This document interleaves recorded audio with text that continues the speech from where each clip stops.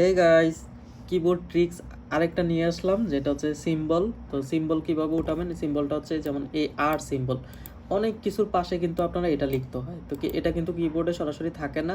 তো আমরা এটা কিভাবে লিখবো কিবোর্ডে খুব সহজে, সেটার জন্য হচ্ছে আপনি টাইপ করবেন হচ্ছে অল্টার অপশনটা প্রেস করে ধরে, তারপর হচ্ছে 0174, মানে অল্টার প্রেস করে আপনি হচ্ছে 0174 চাপবেন।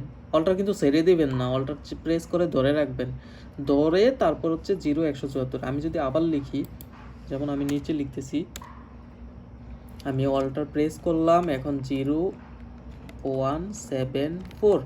এবার আমি অল্টার যেটা প্রেস করে রাখছিলাম সেটা ছেড়ে দিব, দেন রেজাল্ট।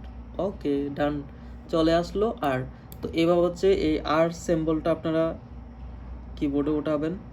ধন্যবাদ সবাইকে। এরকম অন্য কোনো সিম্বল প্রয়োজন হলে আপনারা কমেন্টস করুন, আমি ট্রিক্স শিখিয়ে দিব।